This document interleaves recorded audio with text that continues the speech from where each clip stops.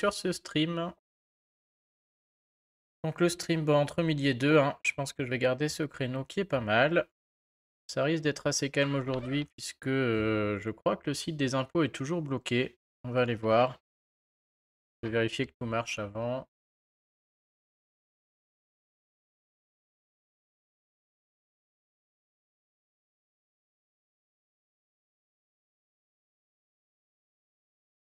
Ok.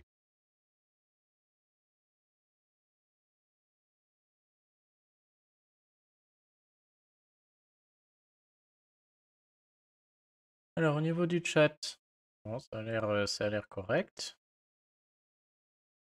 Nickel. Donc ce matin, il y a quand même quelques questions sur le site. Et puis, bah, bien sûr, s'il y en a dans le chat, c'est avec plaisir, hein. C'est un peu le but du stream. Et sinon, on va aller voir si le service des impôts est rouvert. Je crois que non. Il me semble qu'ils sont toujours en bug, hein.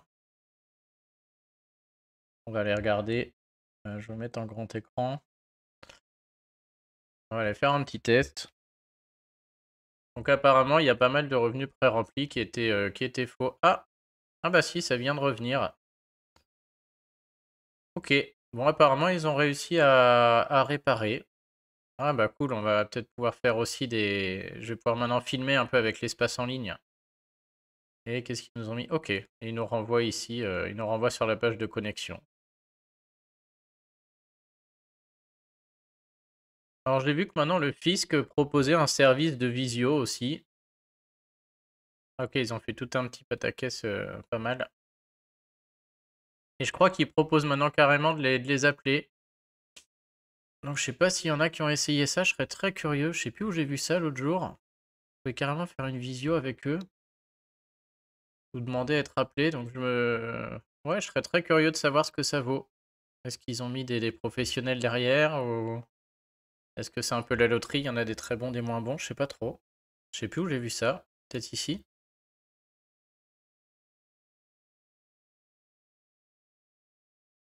Purée, j'arrive même pas à retrouver. Déclarer mes revenus, je crois. D'ailleurs, je déclare pour la première fois. Non, là, on retombe sur des articles. Ah, c'est peut-être la contact et rendez-vous. Ok, je crois que c'est ça. C'est la nouvelle rubrique, là. Grise, contact et rendez-vous. Je suis un particulier. J'ai une question sur la gestion de mes impôts. Et donc là, voilà, j'avais vu ça. Prendre rendez-vous sur place par téléphone ou en visio. Donc s'il y en a qui ont fait ça, franchement, je suis curieux. Ouais, après, est-ce qu'on peut vraiment le faire? Je vais aller jusqu'au bout. Ça se trouve, il va faire que de me donner l'adresse, en fait, hein. Je vais aller voir ce qui se passe chez moi.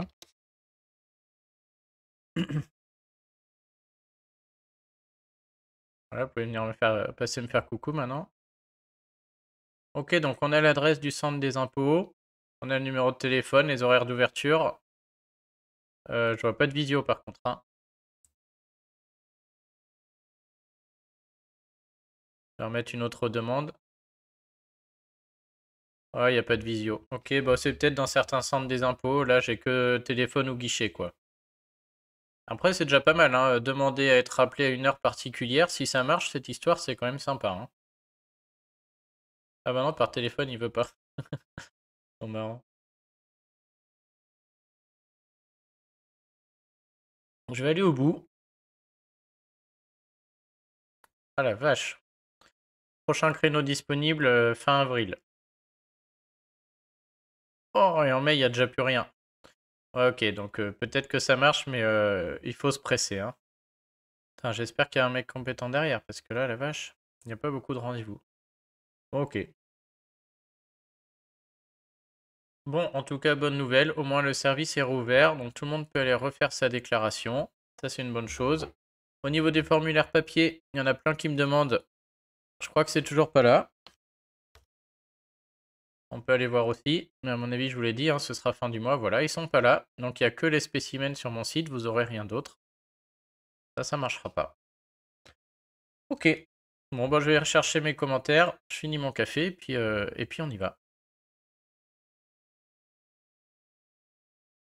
On va aller voir ce qui se passe.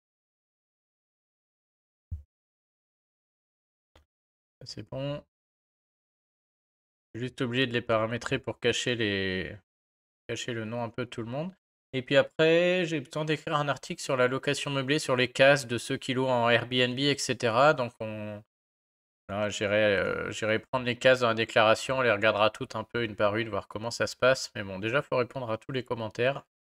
Ça va prendre un peu de temps.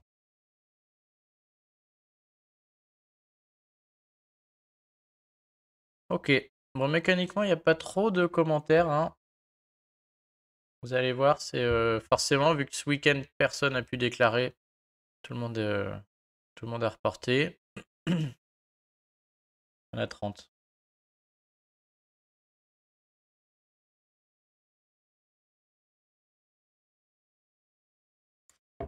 Allez, c'est parti. Donc il y en a 30. Je vérifie que personne n'ait mis son nom ou son prénom dans le commentaire.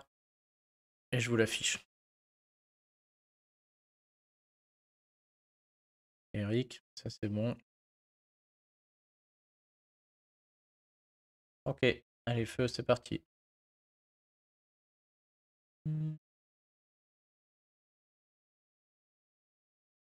Alors, on y va. Corinne, sur le crédit d'impôt à domicile. Bonjour, j'emploie actuellement une employée au pair. Je déclare les avantages en nature sur le site CESU-URSSAF et des cotisations sociales sont calculées sur ces avantages en nature. Est-ce que le crédit d'impôt sera calculé uniquement sur les cotisations sociales ou également sur l'avantage en nature? Ça commence bien, j'en sais rien. J'en sais rien, mais en général, le montant est quand même, il sort tout seul. Bonjour, je vous avoue que je ne sais pas sur ce point, mais ce sera sûrement pré-rempli, hein. Mais en général, moi c'est même pas en général, hein, le montant éligible sera sûrement pré-rempli en case 7DB. Donc c'est pré-rempli en case 7DB, la seule chose à faire c'est la case 7DR je crois, où il faut mettre les aides qu'on a eu pour ça. Il y a eu des aides de la CAF ou autre, puisqu'on ne peut pas avoir le crédit d'impôt. On a le crédit d'impôt que sur la partie qui est à notre charge, hein.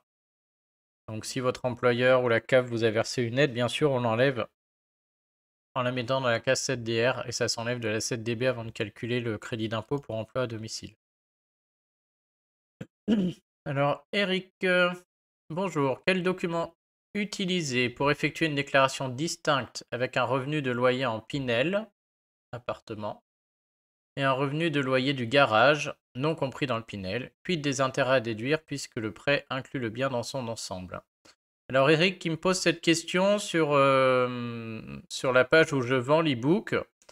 Donc c'est vrai que je dis dans cette page que tout le monde peut me poser ces questions pour savoir si la réponse est dans l'e-book. De toute manière, l'e-book est complet, donc je sais qu'il y a tout dedans, mais voilà, si des gens veulent être sûrs qu'un point est bien évoqué dans l'e-book avant de l'acheter, ils peuvent me poser la question, donc pas de souci, je leur dis si c'est dedans ou pas. Donc là, Eric, je vais lui répondre que oui, hein, l'e-book prend en charge tout ça, et on va quand même répondre à la question en direct, s'il prend la peine de regarder le live. Donc bonjour, ces points sont bien détaillés dans l'e-book. Donc si vous louez un Pinel et qu'en plus il y a un garage attaché et que vous avez, on va dire, séparé les deux. Alors déjà, moi j'explique que dans l'e-book que je suis pas fan de ce montage, qu'il y a quelques risques, hein. Donc je donne les bonnes pratiques à suivre pour faire ça. Puisque le but des gens qui font ça, c'est quand on loue un Pinel, on ne peut pas dépasser un plafond de loyer. Et le loyer doit être, on va dire pas faible, mais modeste. Et donc les gens, qu'est-ce qu'ils font? Ils essaient de dissocier le garage de leur maison. Ils louent le garage à part et ils louent le garage très cher pour que ça compense le loyer modeste de la maison. Donc ça, un peu border. Donc déjà dans l'e-book, j'explique comment faire. Ensuite, bah, du coup, ça pose un problème au niveau de la déduction des intérêts. C'est pour ça qu'Eric se pose la question. Donc, une des recommandations, c'est d'essayer de dissocier le prêt si possible. Un prêt pour le garage, un prêt pour la maison. Et de ne pas faire un global. Maintenant, si le prêt a déjà été fait, la seule solution, c'est de faire un prorata, hein, par rapport à la surface et de faire un prorata des intérêts déduits et en mettre une partie sur le garage, une partie sur la maison. Et après, pour son autre question, bah, tout se passe sur la déclaration des revenus fonciers, hein. Donc, tout se passe sur la 2044. Et bah, dis donc, j'en ai des notifs là.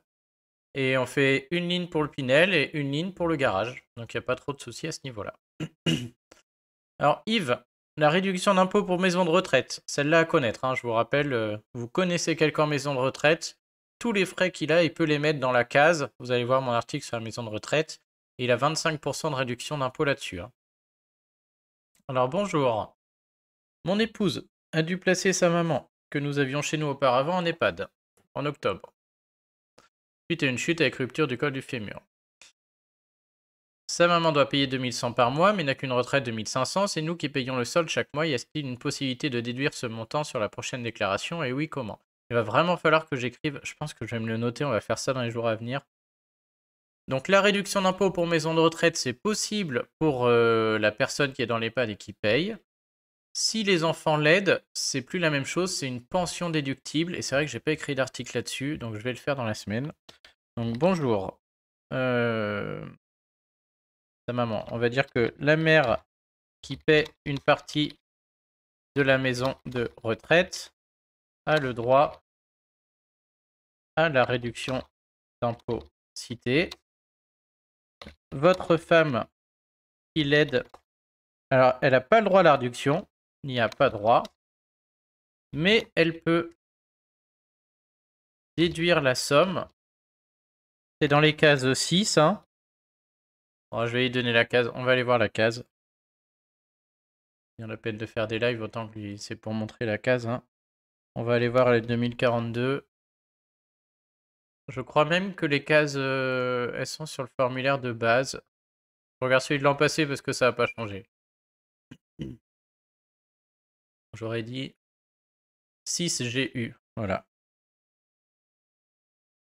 Alors, il y a une condition, il faut que l'ascendant soit dans le besoin. Si sa mère est dans le besoin. Et sa mère devra l'ajouter aux pensions reçues. 1 AO. Peut-être pas se gourer sur les cases, mais celle-là, je les connais bien. C'est un classique. Je pense que j'écrirai un article sur le sujet dans la semaine, là. Hein. Peut-être même après le meublé, si on a un peu de temps, je vais commencer. C'est vrai que c'est une question fréquente. Ah, cool, un peu d'animation sur le chat. Bonjour Gaïch. Alors, bonjour Thibaut. À monsieur Jean Martin. Comment je saurais s'il a répondu? Sinon, comment avoir la réponse? Ah, du coup, c'est une question, on va aller voir. Alors moi, Jean Martin, je le connais par, comment dire? Il suit mon site, il m'a écrit beaucoup. Et il voulait écrire des articles sur mon site. Et c'est vrai que des demandes comme ça, on en reçoit tout le temps. Hein. C'est-à-dire quand on a un gros site, les gens veulent écrire dessus pour se faire connaître.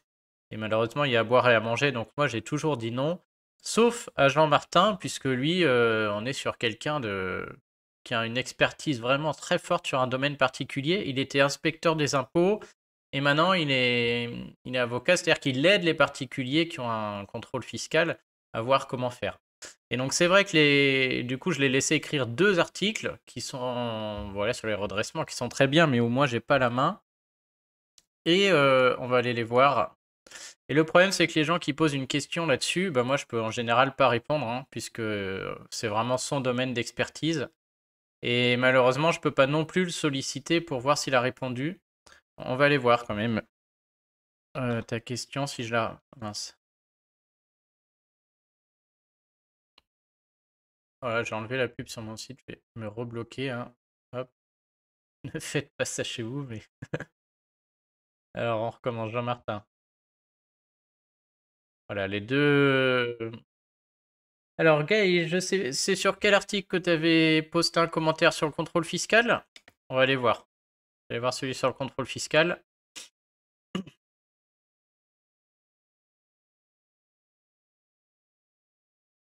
Je le vois pas.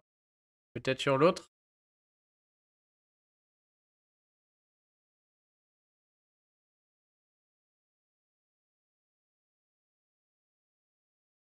Je vois pas non plus. Alors, c'est peut-être moi qui ai bugué et c'était sur un autre article, mais ça se rapprochait du même thème, donc j'ai cru que c'était sur l'article de Jean-Martin. Contrôle fiscal et son annulation. problème, c'est que moi aussi, j'en ai écrit un, très light. Et c'est vrai que, en fait, j'ai pu... Peut-être là-dessus. Non.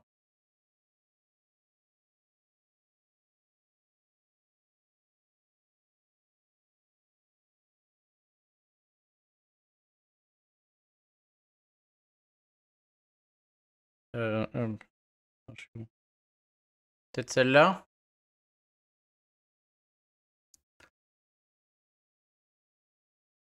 C'est peut-être ça, je pense, non? Hop. Est-ce que ça y ressemble? Ok. L'administration fiscale. Donc celui-là, c'est le mien, effectivement. C'est pas un de ceux de Jean-Martin.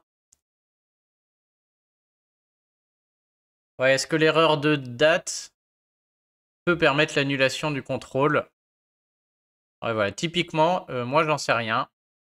J'ai envie de penser que non, mais c'est tellement fin que peut-être, je sais pas, hein. Donc sur cette question-là, moi j'ai pas la réponse. Je vais avoir la réponse sur l'autre, sur l'habitation principale. Ça, on va en parler après. Du coup, c'est pour ça que j'avais dit, donc là, ouais, il y a... Comment dire, je pense qu'il y a deux solutions. C'est soit aller voir un avocat fiscaliste. C'est vraiment leur domaine, là. On est dans le domaine plus de l'avocat que... ouais, vraiment l'avocat fiscaliste. Donc là, Gaïch, deux choix. Soit aller voir un avocat fiscaliste, mais ça risque de coûter cher. Et suffit que ça marche pas et ça coûtera cher pour rien. C'est un peu bête. Soit, dans l'article sur Jean Martin, il a mis ici son mail. Attends, je te l'envoie, hein. Et je crois qu'il a même mis son numéro au début ou pas? Non. Ok. Sinon, j'envisagerais de lire cet article. Déjà, je vais t'envoyer l'article. Donc c'est le même article, mais écrit par Jean Martin, donc avec des choses un peu plus pointues que les miennes. Et à la fin, lui écrire un petit mail. Voilà, le mail est ici. Voilà, j'ai découvert votre site, votre article chez Thibaut. Voilà ma problématique. Est-ce que vous pouvez m'aider contre rémunération, oui ou non? Donc voilà, et je pense que c'est le meilleur moyen d'avoir une réponse correcte, on va dire. Et je pense que Jean-Martin est vraiment très carré. Donc à mon avis, s'il n'y a pas matière à aller plus loin ou s'il ne va pas proposer des honoraires pour rien, hein. Donc je pense que s'il propose quelque chose, c'est qu'il pense qu'il peut aller au bout. Donc à ce niveau-là, moi j'irai là-dessus. Je t'envoie l'article. Et voilà, tu lui envoies un petit mail de ma part. Mais voilà, il est totalement indépendant de moi, hein, donc il écrit pas sur le site, il travaille pas gratuitement non plus, hein, donc j'imagine qu'il propose des honoraires, etc. Je sais pas à quel point il est sollicité ou pas, mais ça vaut le coup de lui envoyer un petit mail. Alors pour les travaux, résidence principale et secondaire, est-ce que la résidence secondaire est louée ou pas? C'est la première question qu'on va se poser. En attendant, je vais regarder un peu ce qui se passe. Bon, il me reste du café. Pas loué. Eh ben, résidence secondaire, je crois qu'il n'y a rien du tout qui est déductible, hein. Il n'y a rien qui rentre dedans. Et résidence principale, c'est très particulier. Il n'y a que deux choses qui peuvent rentrer. C'est soit les travaux pour handicap, c'est-à-dire on est obligé de faire des travaux parce qu'on a un handicap ou une personne handicapée dans la maison, etc. Et donc ça peut rentrer. Soit c'est les travaux, on va dire, économie d'énergie. Donc ça change chaque année. Mais en général, quand on achète, je sais pas, une chaudière, etc., l'artisan qui nous le vend ou qui nous la pose, il a un agrément qui permet d'avoir le crédit d'impôt et on est au courant. Donc aujourd'hui, si tu as fait des travaux, résidence principale, secondaire, et qu'aucun artisan t'a prévenu qu'il y avait un avantage fiscal, à mon avis, il n'y a rien, hein. Pour voir grosso modo la liste, il faut prendre la 2042 RICI. Je peux aller la regarder. Pour avoir une petite idée, quoi, parce que ça change chaque année. Donc tu cherches la 2042 sur mon site. RICI, donc c'est réduction et crédit d'impôt. Elle est où celle-ci? Elle est là.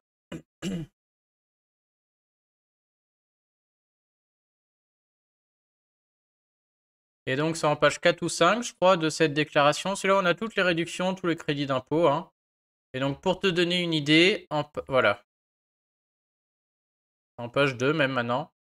tous les travaux réalisés, payés en 2021, 2019, 2020, qui peuvent ouvrir droit à un crédit d'impôt, ils sont là-dedans. Isolation thermique des parois vitrées, isolation thermique des murs, chaudière, poêle à granulés, pompe à chaleur, etc. Et en dessous, il y a les conditions. Et donc, parmi les conditions, il y a le fait que l'entreprise soit éligible, RGE, ça s'appelle. Donc, en général, elle communique là-dessus. Il faut que le revenu fiscal du foyer soit inférieur à certains seuils. C'est très conditionné. Donc, vraiment, en général, c'est pas, on se rend pas compte, tiens, par surprise, oh, les travaux que j'ai faits sont déductibles, éligibles au crédit d'impôt. Non, on est au courant, hein.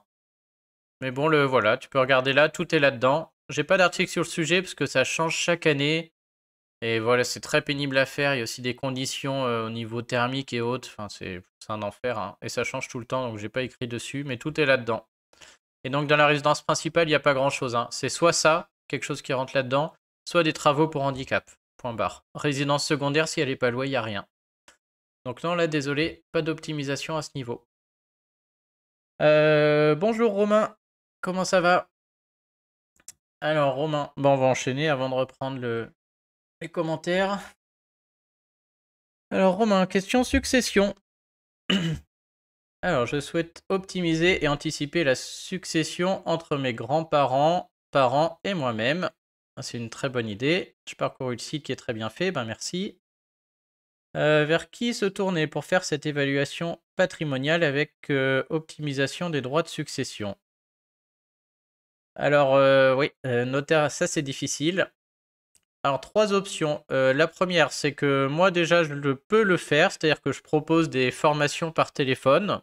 Donc tu peux aller voir sur mon site dans la rubrique à propos et formations par téléphone.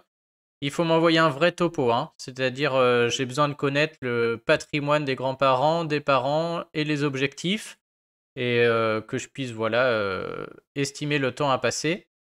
Puisque sur des études succession, ça peut aller de... Des fois, c'est très facile, il y en a pour 1 ou 2 heures et ça coûte quelques centaines d'euros à peine. Et des fois, c'est très complexe, il y a une énorme économie à la clé et c'est plusieurs milliers d'euros.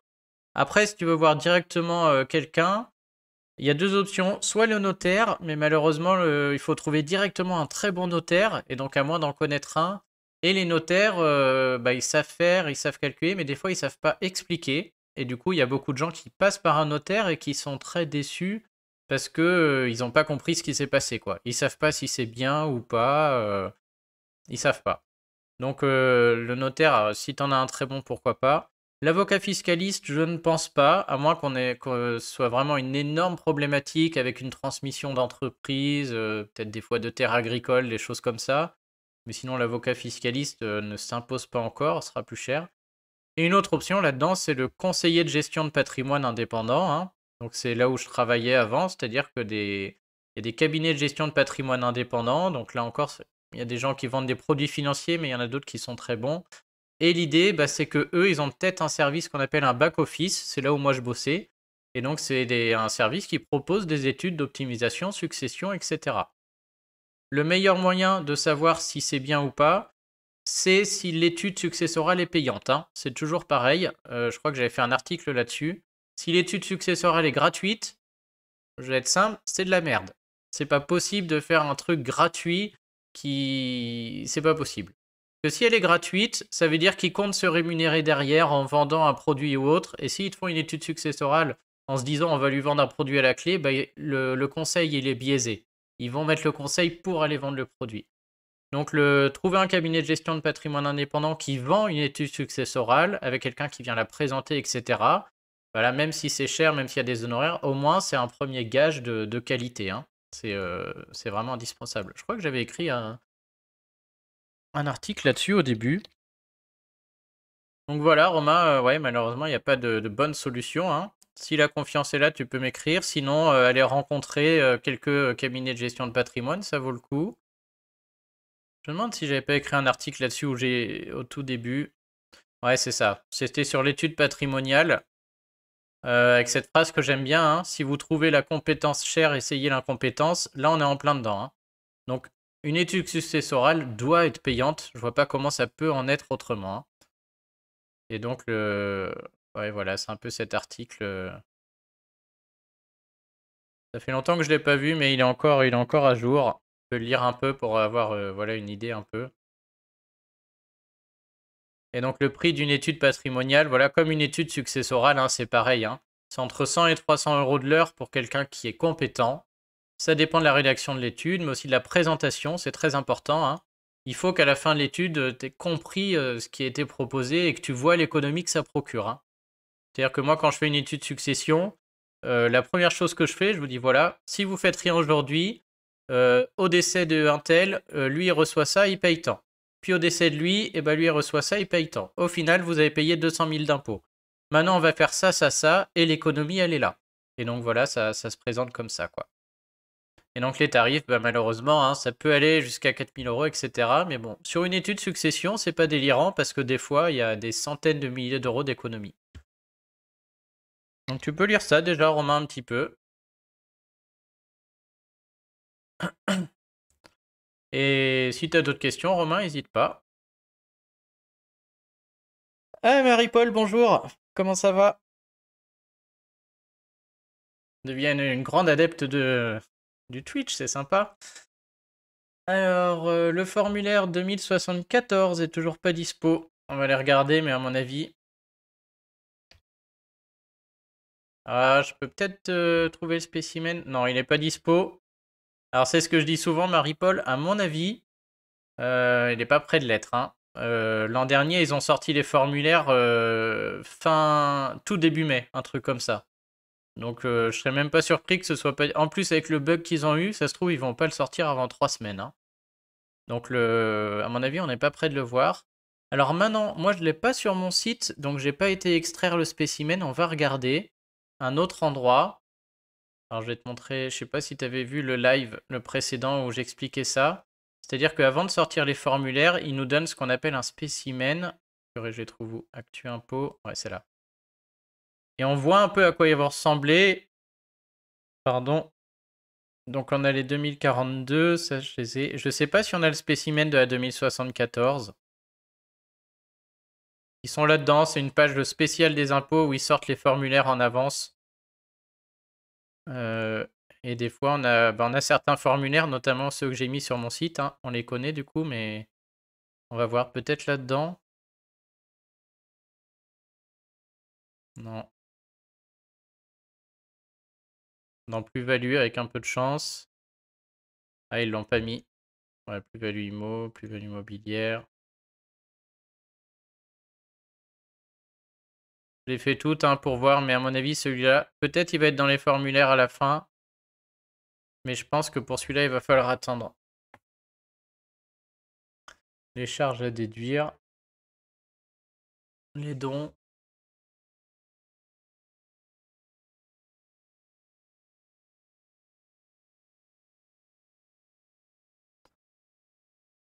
Ah, misère, non. Donc la seule chose, c'est qu'il soit dans les formulaires à la fin. Il n'en a rien. L'IFI non plus.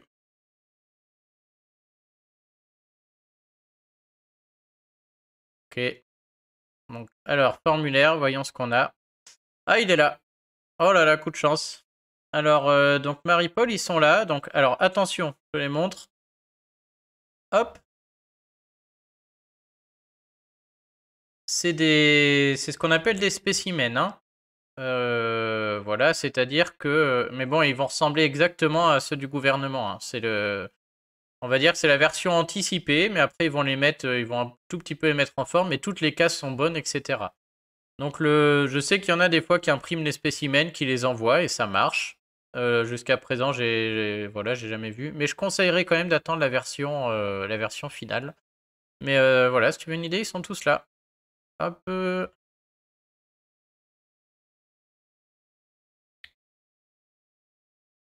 Bah, ce que je vais faire, Marie-Paul, c'est que je vais faire un article ce matin et je vais les mettre dessus en téléchargement libre. Hein. On va télécharger les trois et puis je vais faire l'article tout de suite et comme ça ils seront libres. Je vais mettre sur le bureau. Donc lui, c'est lequel? Donc on a le 2074 pour l'année 2022. Ça c'est le ABT 2074 ABT pour l'année 2022. Et le CMV, je mets les 3.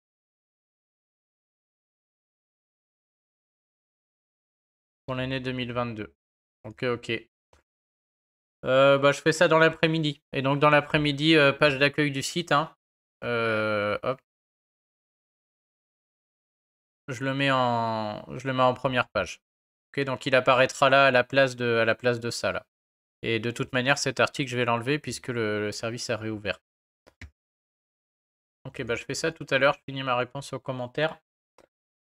Et j'ai un appartement qui va être vendu, pour lequel je vais devoir payer les travaux de réfection de l'ascenseur. Comment déclarer ces travaux?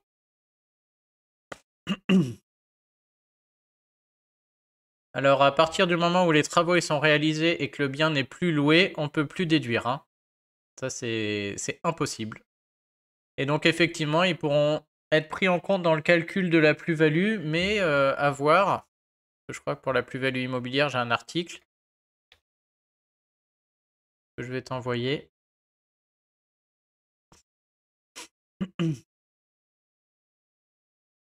Puisque bah, selon la meilleure solution, je te laisse lire l'article, normalement le notaire va aider à faire la solution, mais pour les travaux, on a deux solutions. Hein. C'est-à-dire que soit on enlève les travaux réellement payés, qui n'ont pas été déduits, et dans ce cas-là, bah, l'ascenseur pourra rentrer, puisqu'on n'aura pas eu le droit de le déduire. Soit, si on détient le bien depuis plus de 5 ans, on peut enlever un forfait. Et je sais plus, qui est de 15%, je crois. Ouais, voilà. Et donc, bah, si le forfait s'avère être meilleur, au final, ces travaux de réflexion ne seront pas déduits. Donc voilà, je sais pas si ça peut jouer dans ta réflexion, mais je t'envoie cet article. Toc, toc, toc.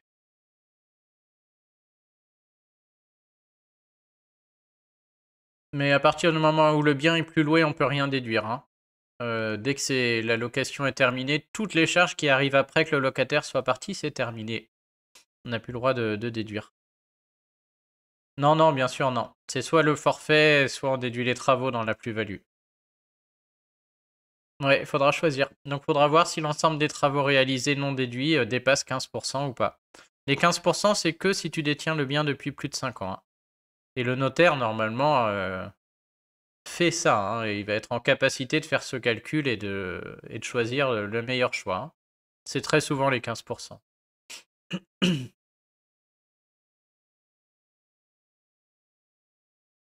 Hop, je suis pas obligé de vous farcir ça.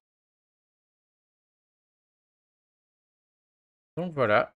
Bon, bon, hop, il y a d'autres questions. Pour l'instant, il n'y en a pas. Je repars sur mes commentaires. Alors, on en est où? Bah, je t'en prie, merci de passer. Faut en profiter pendant qu'il n'y a pas trop de monde. Hop. Alors, question sur les asthmates. Bonjour, je suis asthmate, j'ai bien compris les calculs. Bah, bravo, que je pratique depuis plusieurs années. Maintenant, page emploi calcule les montants d'abattement fiscal pour chaque employeur ainsi que la rémunération déclarée totale par mois. Ok. Si j'additionne toutes mes rémunérations de l'année, salaire net déclaré, y compris indemnité, auquel je déduis le montant total des abattements donnés par page emploi, est-ce que cela va me donner le montant à déclarer dans la case 1AJ ou 1AA? J'additionne toutes mes rémunérations et je déduis le montant des abattements fiscaux. Alors, supposer que le montant de l'abattement fiscal donné par page emploi est le bon et celui que j'explique dans l'article. Ça, je ne sais pas. Est-ce que je mets 1AJ ou 1AA? Ça, je crois que c'est pareil.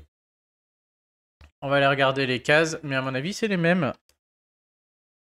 Ah, bonjour Youssef. Comment ça va? Bon, j'ai toujours pas ma date pour jeudi. Hein. Je fais les tests avec eux demain. Demain, je fais quelques tests avec eux pour qu'on prépare la visio et j'aurai la date demain. Ouais, 1AJ, c'est pareil. Et 1AA, c'est kiff-kiff. Je peux remplir ça où elle veut. Donc bonjour, cela n'a pas d'importance. Les deux cases sont similaires.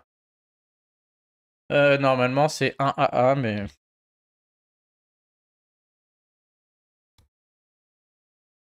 Pareil en 1 AJ. Vérifiez bien que l'abattement donné par page correspond à ceux calculés dans mon article. Moi, je me méfie toujours, hein. Alors, c'est très bien si maintenant il calcule tout seul l'abattement des asthmates, mais j'ai pas eu l'occasion de le voir, donc je ne crois que ce que je vois.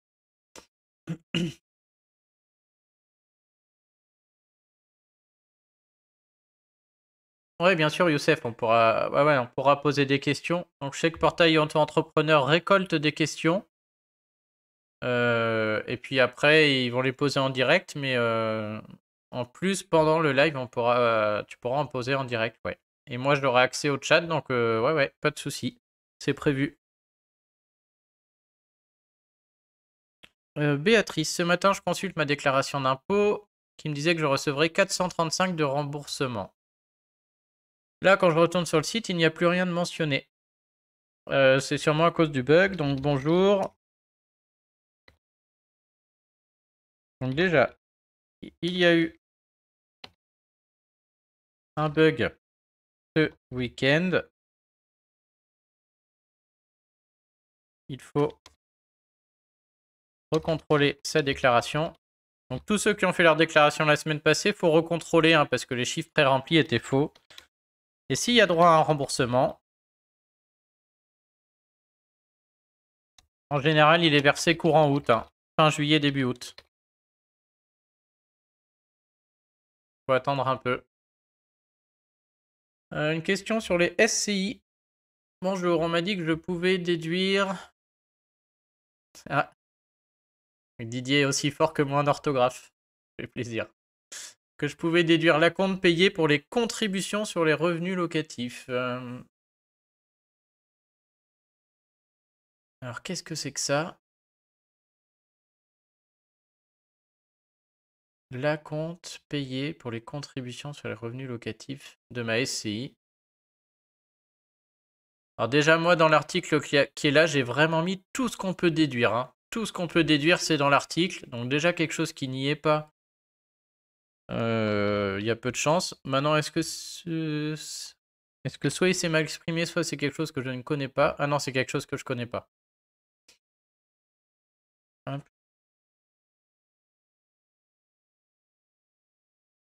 Les loyers des immeubles achevés depuis plus de 15 ans sont soumis à une contribution.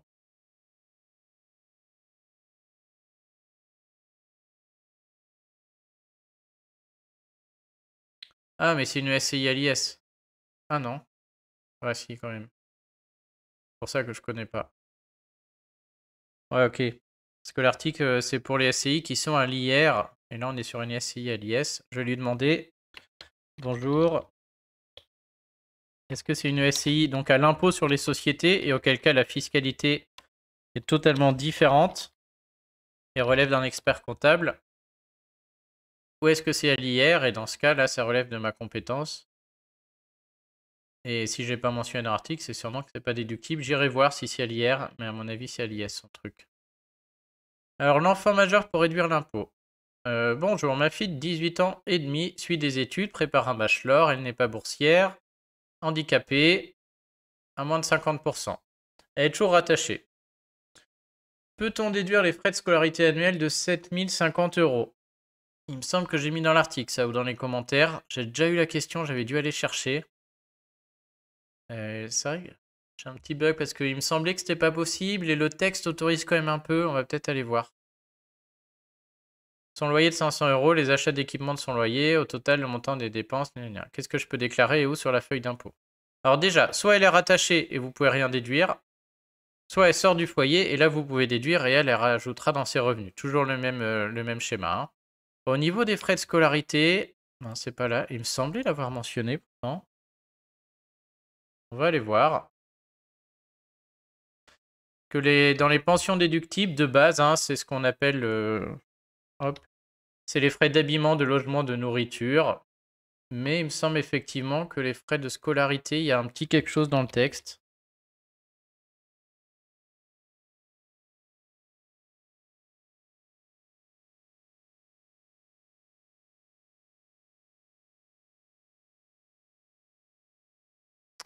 Ah, misère. Du coup, ça va être où que j'ai trouvé ça? On va aller voir le BOFIP.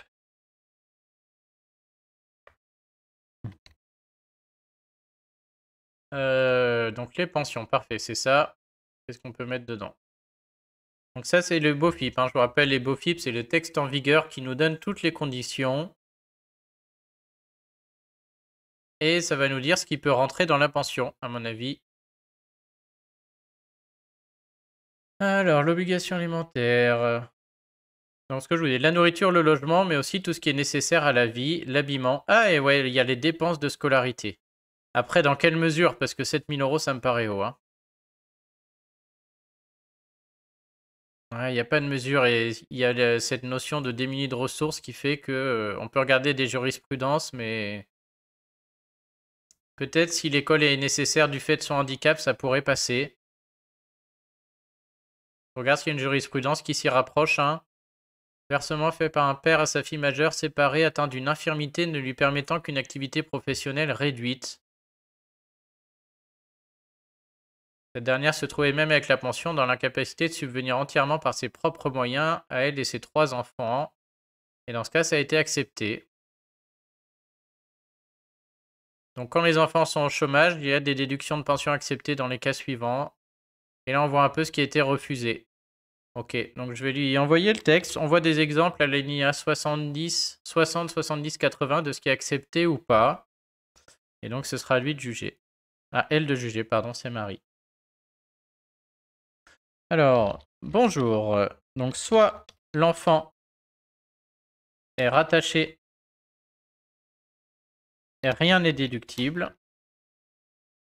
soit elle sort du foyer fiscal et ce que vous déduisez rentre dans ses revenus.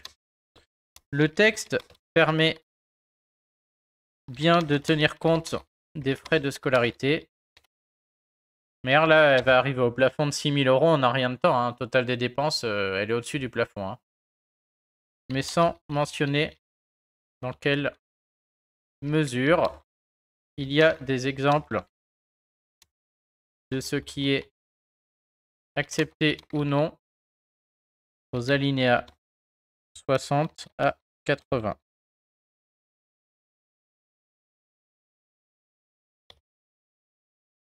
Donc, c'est à vous de juger selon la situation, hein.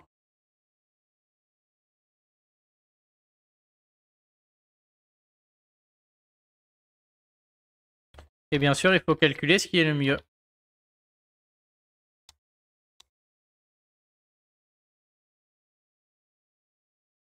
Impossible de dire à l'avance, hein, faut faire les calculs.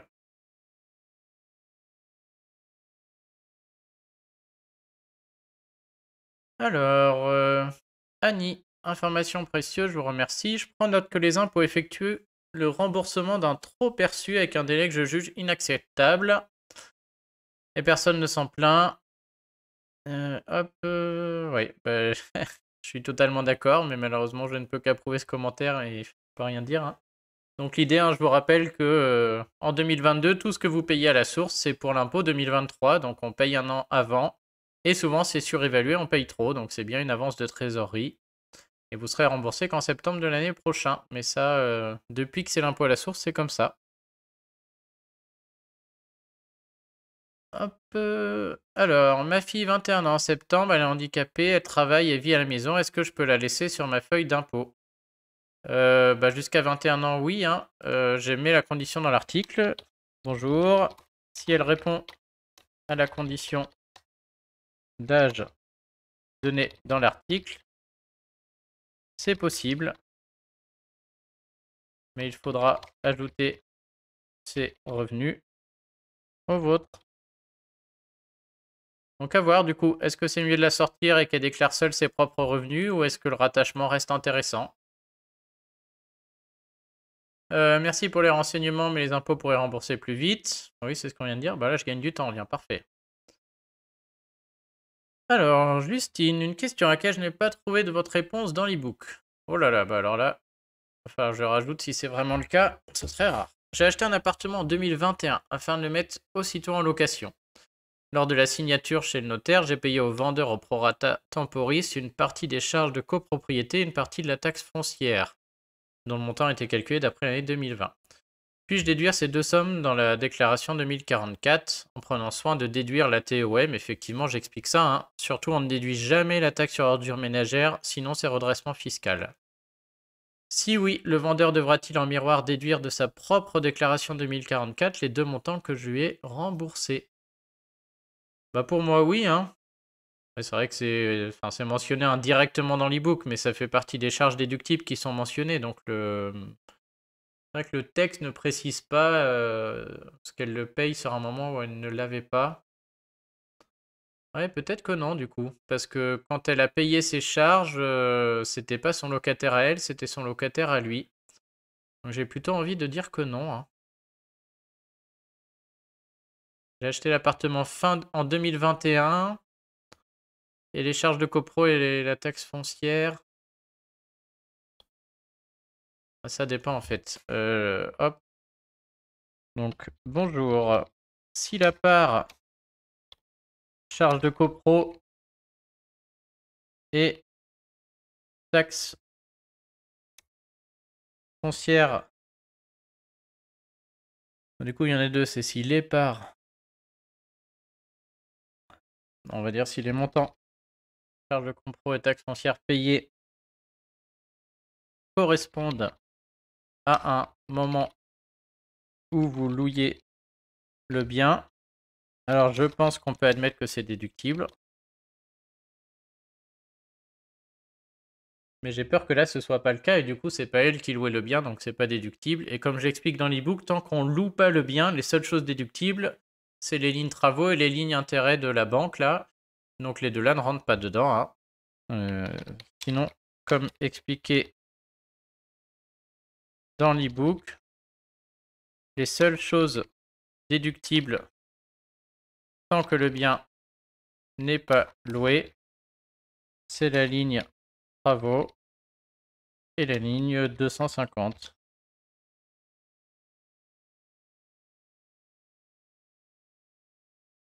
Ok, ok. On a fini? Ah non, on n'a pas fini, on en reste 20. J'y ai cru. Je me disais c'était rapide. Merci. Et ben, je l'ai avec plaisir, parfait. Olivier, sur les cryptos. J'ai acheté un Bitcoin en 2020 que je convertis plus tard, quelques mois, en 10 Ethereum. Puis je vends ces 10 en euros. Le fisc va-t-il considérer que j'ai fait 100% de plus-value sur les 10? On va se baser sur la valeur d'achat du départ, hein. C'est-à-dire qu'au moment de la transformation Bitcoin Ethereum, il n'y avait pas de plus-value, enfin, il y avait un report de la plus-value, on n'était pas imposé. Au moment de la conversion en euros, alors là, on est imposé et on se base sur la valeur d'achat initiale, hein. C'est expliqué dans l'article. Donc, bonjour. Au moment de la conversion du Bitcoin, on a un report de l'imposition car la conversion ne déclenche pas l'impôt. Au moment de la conversion en euros, donc à la vente, quoi. Là, on paie l'impôt et on calcule la plus-value sur la valeur de départ, donc lors de l'acquisition du Bitcoin.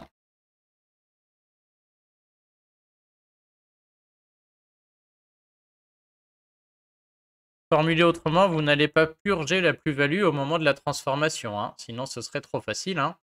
Imaginons, j'achète un Bitcoin, il fait une plus-value de dingue, et juste avant de récupérer en euros, je fais une petite conversion vers une autre crypto-monnaie, et du coup je purge la plus-value, ça ne marche pas, hein. Bien pensé, mais faut pas rêver. Encore les cryptos. Bonjour, si on investit dans les cryptos, par exemple 1000 euros en 2021. En 2022, l'investissement arrive à terme avec 3000 euros. Cette somme reste en crypto sur un compte luxembourgeois. Devons-nous déclarer la plus-value si la somme reste en crypto et que nous réglons nos dépenses en crypto également? Ma question est peut-être bête. Donc pas de souci. Bonjour. Il n'y a aucune question bête. Donc si les cryptos restent sur le compte luxembourgeois, il n'y a pas lieu de déclarer l'impôt ou de le payer. On pense bien à déclarer quand même le compte étranger pour éviter le redressement, comme j'explique dans l'article. Que ça, il y en a un. Par contre, dès lors qu'on utilise la crypto pour acquérir quelque chose de matériel, quoi, pour une dépense, hein, pour une dépense, alors le fait générateur de l'impôt est là et on doit déclarer la plus-value sur le montant utilisé et payer l'impôt.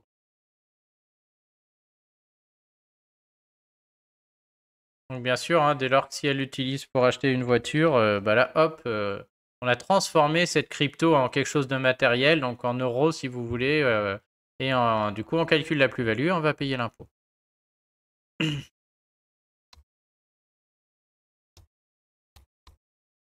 On fera pas mal de live sur les cryptos, bien sûr, parce que là j'ai beaucoup de demandes.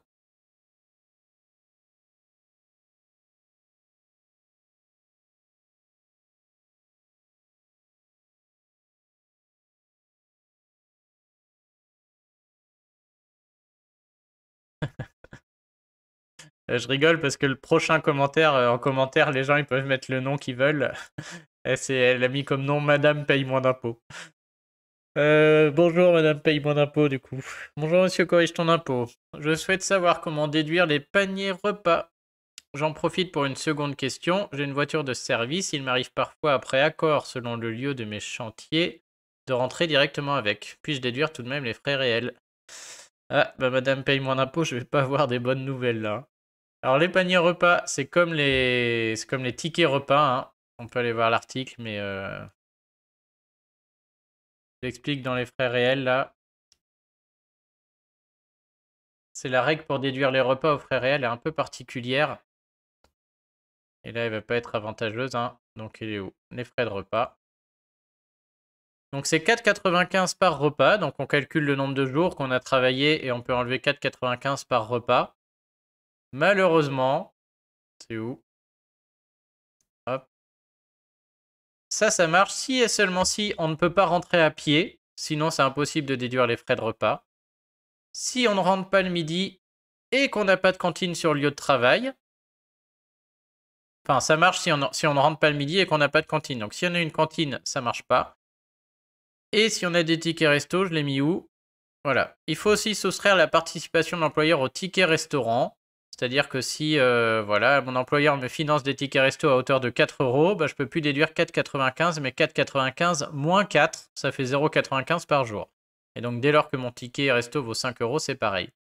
Pour les paniers repas, même topo. Et donc du coup, bah, comme on doit déduire la valeur du panier repas, au final, on a plus de frais de repas à déduire, hein. Donc bonjour. Pour les paniers repas, vous faites comme expliqué dans l'article avec les tickets restaurant. Et malheureusement, les frais de repas deviennent alors souvent nuls, hein. Et après, j'ai une voiture de service. Bah, voiture de service, on ne peut pas déduire les frais réels puisque j'imagine que c'est payé par l'employeur, hein. Si la voiture est payée par l'employeur, les kilomètres ne sont jamais déductibles. Vraiment, l'idée des frais réels, on ne déduit que ce qu'on a réellement à notre charge, hein. Donc là,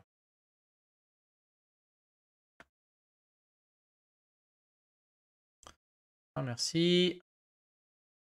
Il serait bien de faire un article sur les plus-values immobilières en cas de démembrement. Ah, je sais, ce serait bien. Bon, pas de pub, hein. J'enlève les liens à chaque fois. Donc ouais, ce serait super, c'est prévu, si j'ai le temps. Alors, sur les revenus fonciers, les gens qui louent un bien vide, je loue une maison individuelle, je dois changer les fenêtres dans le cadre de la rénovation énergétique, puis-je avoir droit à un crédit d'impôt? Alors, le crédit d'impôt, c'est non. Donc, bonjour. Le crédit d'impôt, non, car cela concerne uniquement la résidence principale. Mais la déduction, par contre, sûrement, hein. La déduction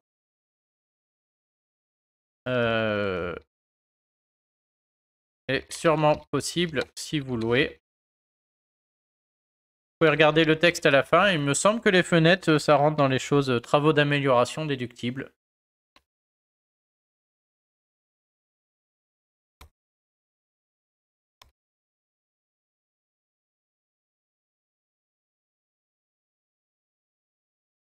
Je crois qu'il y a une ou deux jurisprudences là-dessus, hein, sans problème. Lucas, sur mon simulateur. Donc le simulateur de l'impôt. Pour la simulation de l'impôt, je fais de la location meublée au régime réel. Il faut que le montant que je rentre dans la case revenu foncier, c'est bien ça, oui. Si mon bénéfice après ma déclaration réelle est de 4 000 €, je dois remplir la somme de 4 000 ou seulement 2 000. Voilà, alors attention, là, Lucas, il fait une petite erreur technique. Donc, soit il déclare sa location meublée au régime réel et il fait loyer moins charge et ce qui reste est imposé, donc il met ce qui reste dans la case. Soit il est au micro-BIC, c'est-à-dire qu'il ne déduit pas ses charges, il a un abattement de 50% et dans ce cas, il met 2 000. Donc, c'est l'un ou l'autre là, hein. Bonjour. Soit vous êtes au régime réel, donc vous déduisez les charges et l'amortissement, sûrement avec un expert comptable du coup, hein.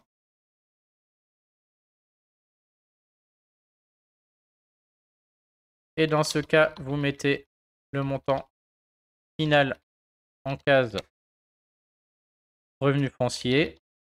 Mais souvent, c'est 0, hein.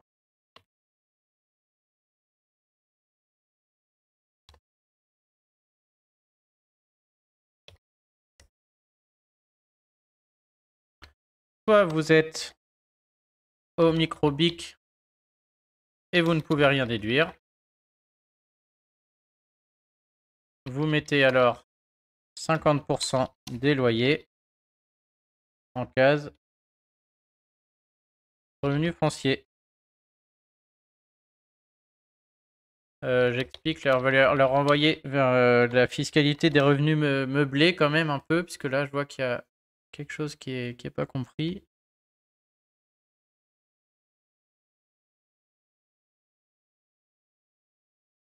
Donc il y a un article qui explique comment sont fiscalisés les revenus meublés, si vous faites du Airbnb, choses comme ça un peu. Il est où? Ça c'est celui pour le vide. Alors choisir entre vide et meublé, voilà. Ça c'est celui pour le meublé. Qui explique la base, hein.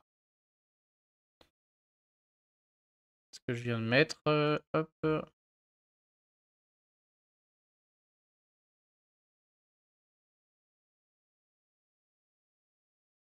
John, je loue un bien au foncier réel. Lors d'une vacance locative de quelques semaines, y a-t-il possibilité de déduire au prorata la TOM? Non, c'est impossible. Jamais, au grand jamais. Donc bonjour, non. Malheureusement, c'est impossible. Les ordures ménagères ne sont jamais déductibles, hein.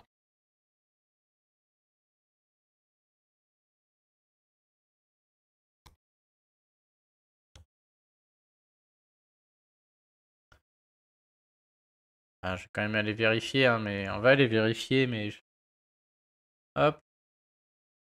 Donc on va chercher le texte officiel, BOFIP des frais déductibles des loyers ou des revenus fonciers, je pense.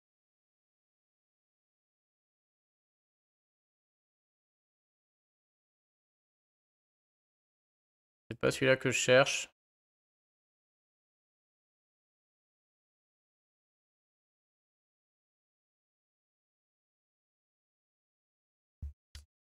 Il est où? Ah, c'est celui-là, on a tout. Rémunération, frais de gestion, frais de procédure. Montant forfaitaire. En fait, celui que je veux, c'est celui qui est juste derrière, normalement. Il y en a un qui nous renvoie vers tous les... Voilà.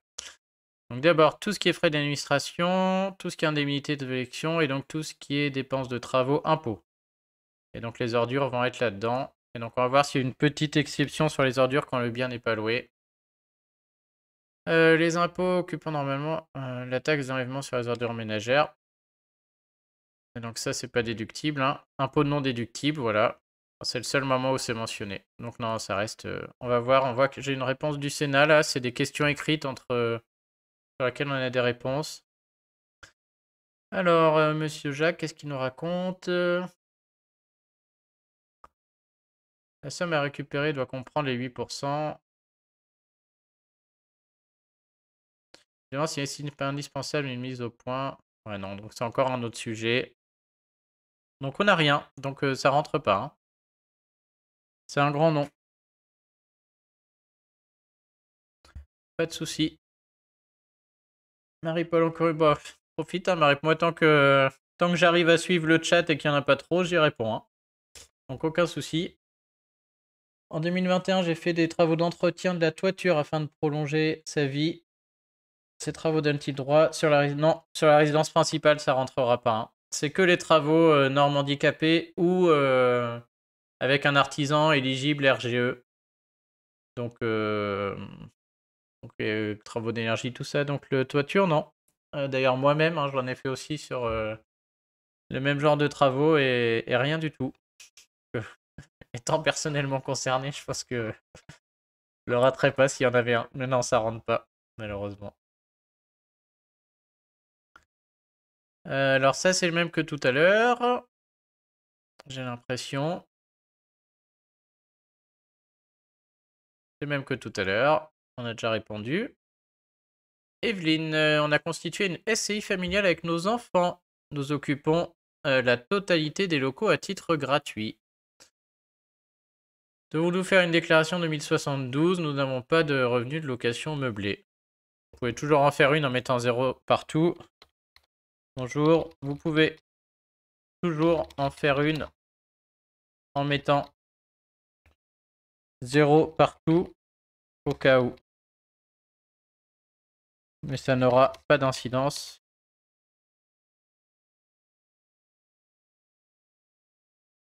Sur l'impôt. Ça coûte rien de la faire. Je sais pas s'il peut y avoir une amende forfaitaire pour absence de déclaration 2072. Dans le doute, moi je la ferai quand même. Alors, Pierre, bonjour. Mon frère m'a passé votre guide de l'an dernier. Très utile et bravo pour votre travail. Ah bah mince, je perds des sous là. Du trafic de guide. Tant mieux, j'en suis ravi. J'ai une question au sujet de la cuisine, sur une stratégie de déclaration pour toujours plus optimiser l'économie fiscale. Ah bah ça j'aime bien. Alors voyons voir. Qu'est-ce qu'il nous invente? Donc avant qu'on lise, je vous rappelle que sur le Pinel, la stratégie de la cuisine est la suivante. C'est de dire si je mets une cuisine équipée, est-ce que je la rentre dans le prix de revient du Pinel, c'est-à-dire dans ce qui va servir à calculer la réduction d'impôt Pinel, ou est-ce que je la déduis de mes revenus fonciers, et dans ce cas, ça va baisser le loyer imposable, et c'est l'un ou l'autre, on ne peut pas faire les deux. On peut faire les deux, mais pour la déduire des revenus fonciers, il y a des conditions à respecter que je donne dans l'article. Et si on fait le calcul, bah vous allez voir l'article hein, où vous lisez mon guide Pinel, mais quand on fait le calcul, on se rend compte que fiscalement, il y a des centaines d'euros d'économie à la déclarer dans les revenus fonciers plutôt qu'à le mettre dans le prix de revient. Donc l'idée, c'est d'essayer de respecter les conditions que je donne dans le guide pour avoir le droit de la déduire des revenus fonciers, et on est gagnant, on est bien gagnant par rapport au reste. Hein. Donc le cas pratique, fin de travaux dans l'appartement, juin 2021. Travaux cuisine, juillet 2021. Début du premier bail, 9 juillet 2021. Du coup, je n'ai que 6 mois de loyer de revenus immobiliers pour cette première année. L'ensemble des charges, sans compter le prix de la cuisine, permet déjà de passer en frais réels. Mais il serait beaucoup plus intéressant de reporter le prix de la cuisine sur la déclaration 2023 pour les revenus immobiliers 2022. Ok, je comprends où ils vont en venir. Donc ça va même plus loin que ça, en fait, ici. Pour vous expliquer rapidement, c'est un autre aspect du guide. Quand on a nos loyers la première année, on enlève les charges. Et donc, si on y gagne, si on fait loyer moins charge, chaque charge enlevée de vos loyers, vous y gagnez la tranche d'impôt, en général 30% sur du Pinel, hein, et les prélèvements sociaux, ça fait 17,2.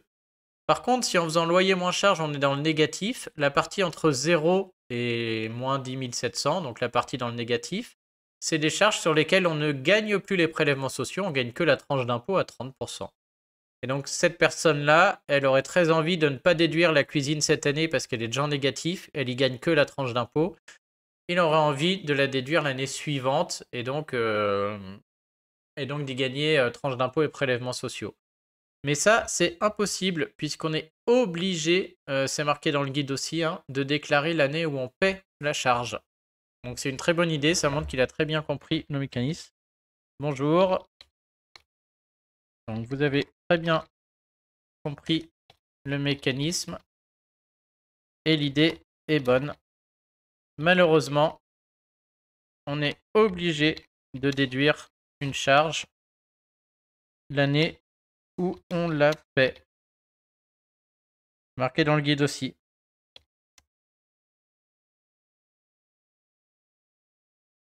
Impossible de tricher donc. Et il n'aurait pas été possible de décaler le paiement puisqu'il y a des conditions à respecter sur la cuisine, j'ai dit, et donc notamment voilà, si elle arrivait après le premier bail, ça marchait pas non plus. Donc là, il est coincé. Mais c'était une bonne idée, c'est une bonne idée. Dommage. Bonjour, pour un couple marié, donc au niveau des frais réels, donc si vous faites rien sur vos salaires, vous avez un abattement de 10%, mais vous pouvez déduire à la place les frais réels que je donne, et il y en a tout un paquet, hein, kilomètres, repas, vêtements, ordinateur, etc. Bonjour, pour un couple marié, quel est le montant maximum que je peux déduire sur notre déclaration commune? Donc déjà, bonjour, déjà, chacun choisit s'il fait les frais réels ou non. Monsieur peut les faire et madame non, ou inversement, ou les deux font pareil. C'est vraiment quelque chose d'individuel. Hein. Ensuite, il y a bien un plafond, effectivement. Les frais réels ne doivent pas dépasser un certain plafond. Alors, ils peuvent, mais c'est-à-dire qu'ils sont plus pris en compte. Je l'ai plus en tête, c'est 12 000, je crois.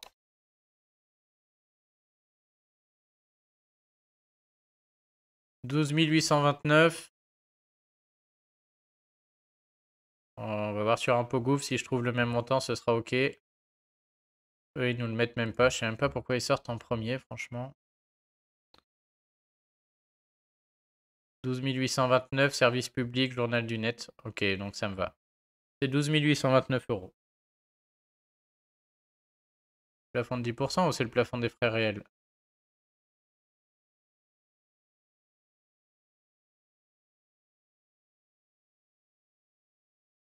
OK.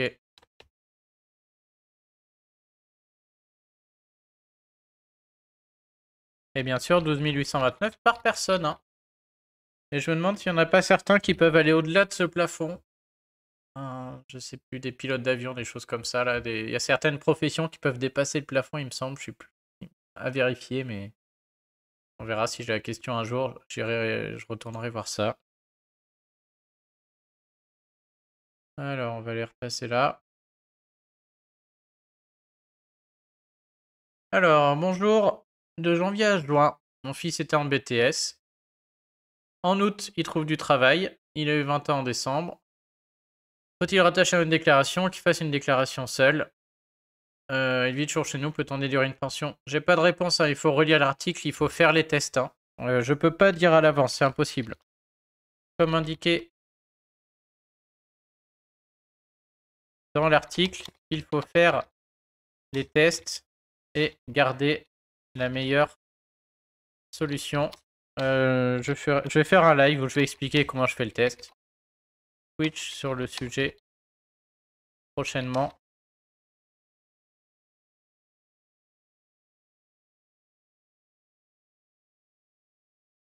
Je pense que je vais faire un live là-dessus. Les gens pourront poser leurs questions et on fera des cas pratiques comme ça.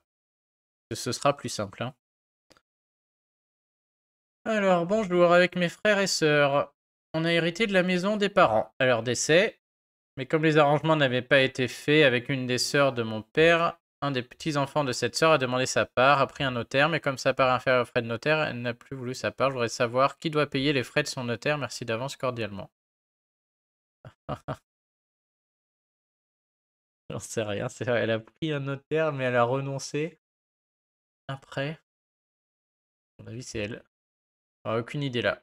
Je vais même pas répondre, je sais pas du coup. Est-ce que le notaire va se servir sur la succession, mais du coup elle est plus dedans?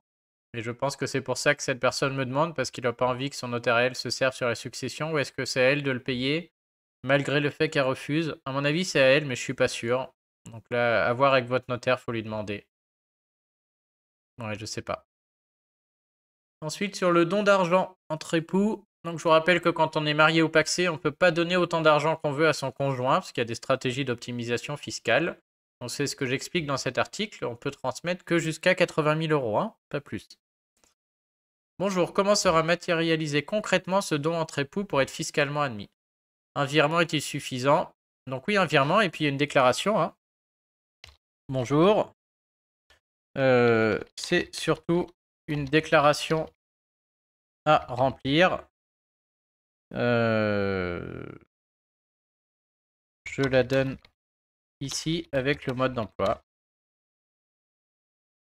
Donc c'est le formulaire 2735. Je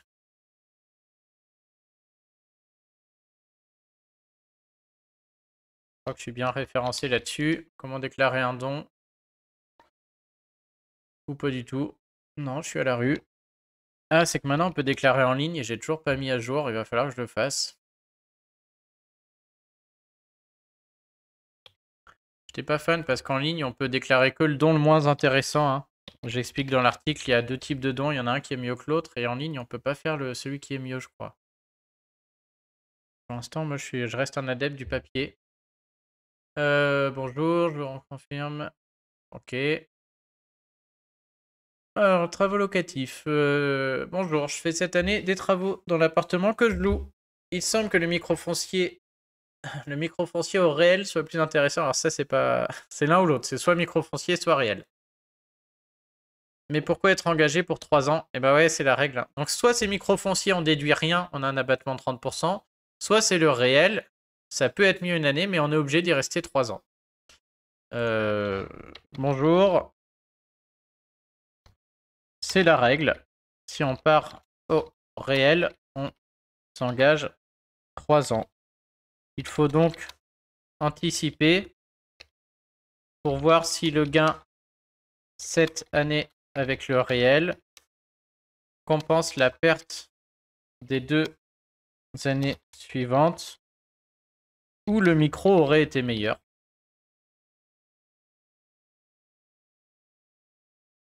Donc là, je vous conseille mon guide, hein, pour rien oublier.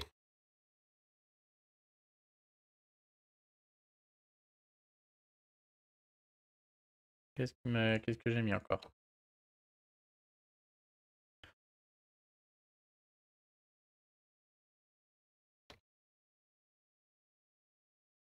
Et surtout, bah, dans le guide, il y a sûrement des charges auxquelles la personne ne pensait pas, qui permettront de faire en sorte que le réel soit vraiment, vraiment meilleur.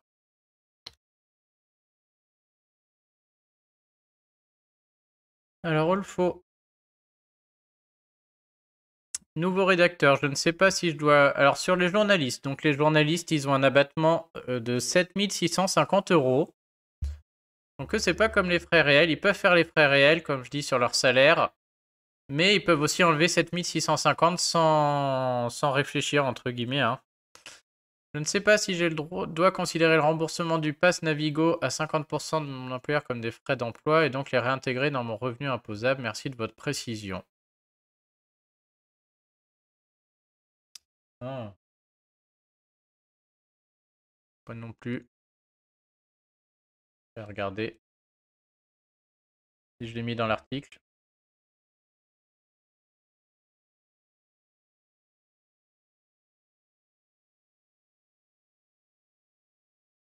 Ah, bah si, je l'ai mis là. Le fisc a mis en place l'abattement au bonus est censé représenter les frais. De fait, l'administration fiscale considère que si un journaliste perçoit un remboursement de frais professionnels, il doit le réintégrer. Bon bah voilà. Oui, bien sûr, bah, frais de transport. OK. Bah, oui, oui, tout à fait. Donc bonjour, oui, tout à fait. Il faut, réintégrer ce montant pour avoir l'abattement de 7 650 pour journaliste.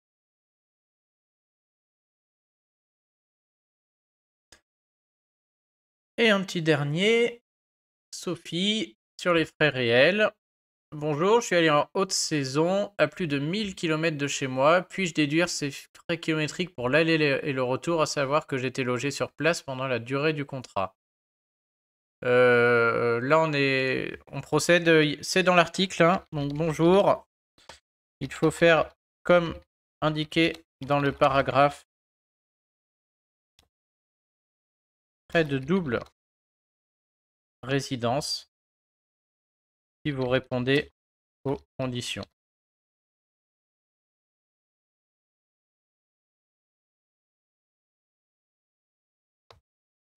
Si les conditions demandées ne sont pas remplies,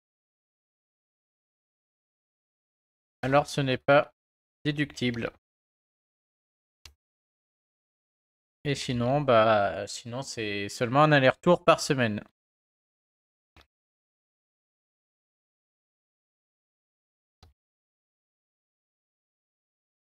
C'est un aller-retour des fois que...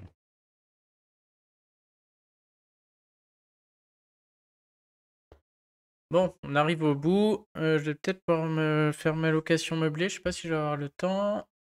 Ah, Marie-Paul, je l'avais pas vu. Un dédommagement obtenu en contrepartie de l'acceptation de la résiliation d'un compromis de vente à la demande de l'acheteur en dehors du légal. Oh, je ne sais pas.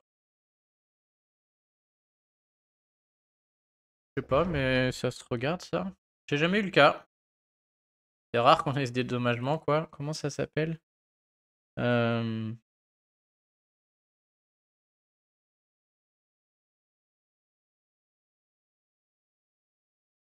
Ouais, comment ça s'appelle? À part cession de titre, c'est pas imposable.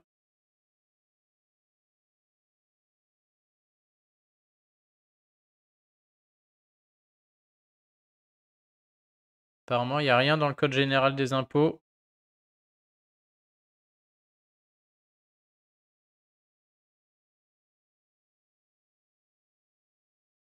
C'est qui? Oh, c'est la GFI actif. Ils ont sûrement... Ouais, c'est du costaud, hein.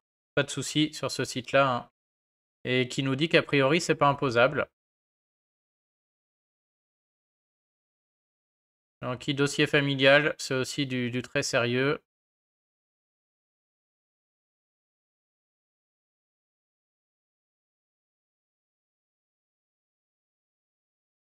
A priori, non, Marie-Paulin, c'est pas imposable. À vérifier quand même, mais j'ai l'impression, là, à première lecture, que elle n'est pas imposable non plus. Il y aurait même un arrêt du Conseil d'État à voir, mais... Donc, a priori, non. C'est pas imposable. C'est une bonne nouvelle. Alors, est-ce que j'ai un peu de temps? Ouais. Bon, clairement, ça va être moins intéressant. Moi, je reste en ligne s'il y en a qui ont des questions. Mais donc, je travaille sur un article sur les revenus de location meublés. Et donc, on va essayer de faire un petit tuto, puisque donc, faut un expert comptable, hein, bien sûr. Souvent, je dis pour le bilan et compte de résultats. Mais des fois, les gens font tout seuls le report des bilans et comptes de résultats. Il y a des cases qui doivent être remplies sur la déclaration d'impôt. Et donc, les gens remplissent tout seuls ces cases. Et donc, on va essayer de faire un petit tuto ici. Alors, donc je vais chercher d'abord. Voilà, je vais mettre les cases, je vais essayer de les entourer en rouge et on va mettre pour chacune qui doit remplir quoi. Je vais d'abord chercher là où il y a les revenus des locations meublées non professionnelles. Après, je ferai celle-ci. Parce qu'on a deux rubriques dans la 2042, c'est pro. Ok. Donc, hop. On va essayer de faire une image de tout ça.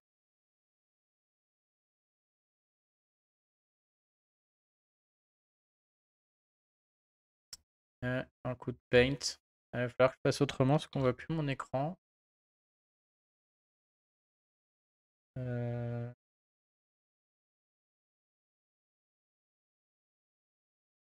Ouais, peut-être comme ça.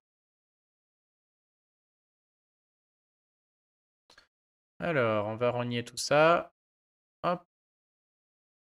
Donc l'idée, c'est que je garde cette image-là. Et puis on va entourer chaque case en mettant une petite explication à chaque fois. Est-ce que je fais sur Paint ou pas? Je suis pas un grand fan de Paint. Voilà, j'ai pas grand-chose à faire, mais bon. On va voir. Si je m'en sors sur Paint, je la garde. Oh, j'ai pas pris le bon. C'est pas du tout l'image que je voulais. On recommence. Je vais d'abord la case 5ND. Ouais, elle est là. C'est ça que je veux. Donc ça, revenu des locations meublées non professionnelles. Hop, c'est tout ce petit cadre-là qui est intéressant. Je vais essayer de le foutre que je le vois. Hot. Ok. Prendre un imprime écran. Ça, on s'en fiche, on recommence.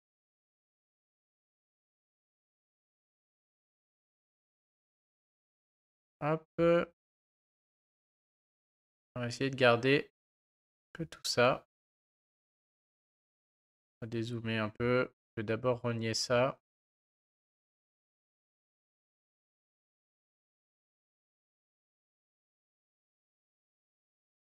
Ok.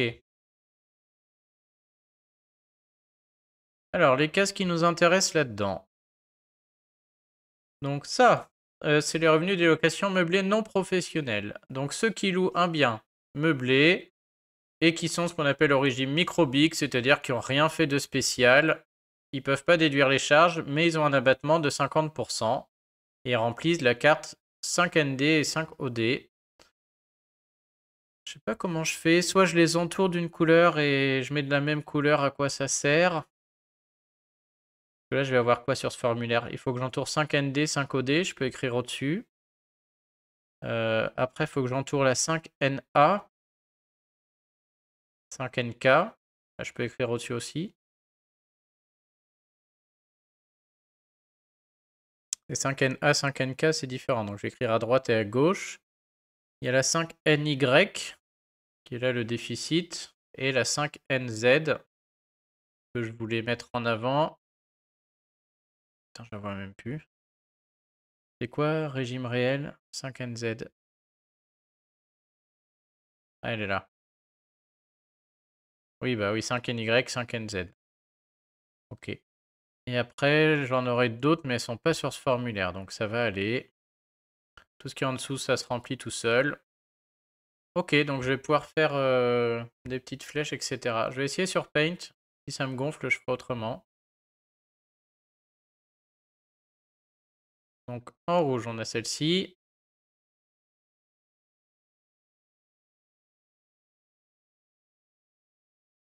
Voilà pourquoi j'aime pas Paint, je connais pas bien.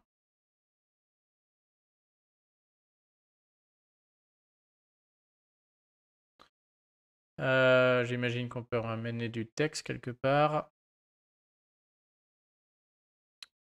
Calibri gras 14. On va essayer 14.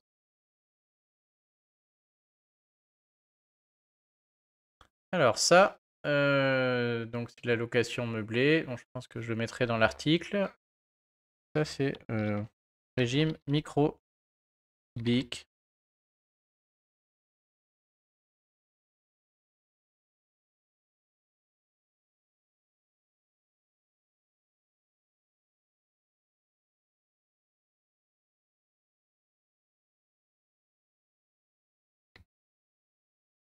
Donc ça, si on est au régime microbique, on remplit ces cases, on met 100% du loyer perçu. Le fisc avant imposition, il va faire un abattement de 50%. Mettre les loyers perçus et le fisc fera l'abattement de 50%. Ok. Monsieur et madame. Donc ça, je pourrais préciser dans l'article. Pas de souci. Ensuite, pour la location meublée. Ceux qui sont au régime réel et qui ont un résultat positif, c'est soit la 5NA, soit la 5NK. Donc s'ils ont un organisme de gestion agréé, c'est la 5NA. Sinon, c'est la 5NK. Je vais être obligé de mettre deux couleurs différentes, mais un peu similaires. On va mettre un vert comme ça.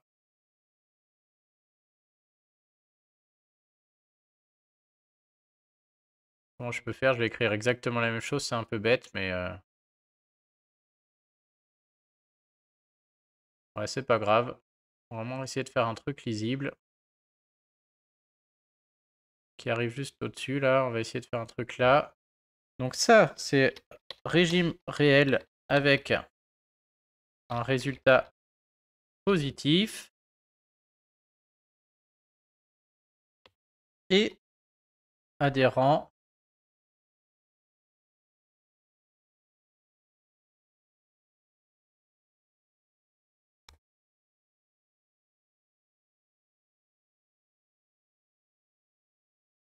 et on va essayer de la mettre vraiment juste à côté pour que ce soit clair, sans que ça vienne bouffer sur l'autre.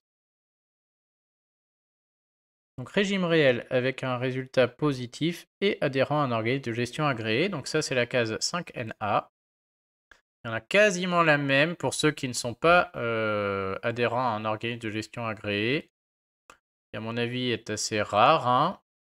Mais bon, dans le doute, on va le mettre. Et donc ça, c'est la 5NK. Et même chose pour madame, hein. Ouais, faudrait d'ailleurs que je me laisse la possibilité d'entourer pour madame les en vert foncé et vert clair. Ok, un gage. Attends, je finis. Pas de soucis, hein, de toute manière, tant que je suis sur Twitch, moi je suis là pour répondre aux questions, hein. Donc je finis mon petit truc là et je la regarde. Vous pouvez faire passer autour de vous, hein, je veux dire, moi voilà, je reste là, comme ça je bosse, et s'il y a des questions, j'y réponds au passage. C'est le but de la manœuvre, hein. Donc n'hésitez pas autour de vous ou autre. Si j'ai la réponse, je vous la donne. Si je l'ai pas, bah, je vous le dis aussi. Et c'est tout. Donc ça, c'est le régime réel avec un résultat positif sans être adhérent à un organisme. Ouais.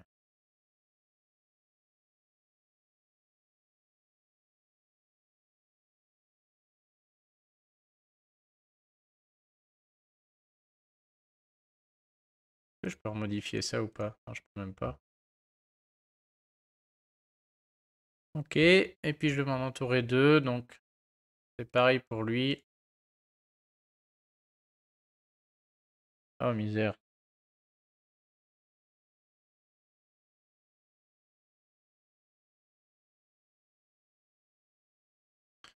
Classe 5 OK. Je vais mettre là. Oh non, non, non. Hop, ça c'est bon.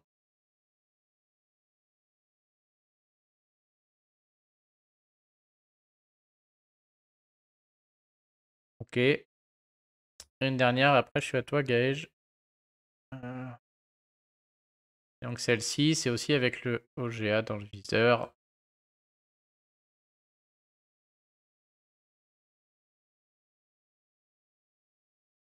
Je peux décaler qu'on voit un petit peu quand même. Ouais, c'est pas mal. Et après, je m'occupe des 5 NM. Alors, dans le cadre du contrôle fiscal, j'ai demandé à mon assurance un avocat. Pourquoi ils m'ont attendu qu'il faut attendre le redressement pour demander leur intervention? L'idée pour moi serait de proposer une correction au contrôleur avec ce que j'aurais pu oublier de mentionner. Exemple dans l'UNICEF et ainsi compenser ce que le contrôleur ne veut pas accepter. Elle me demande mon emploi du temps d'il y a 3 ans.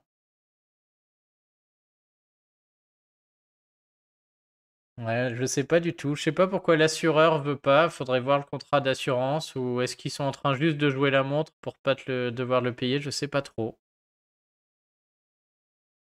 Je vais le demander parce qu'effectivement, l'avocat peut intervenir dès la proposition de rectification, c'est le but, hein.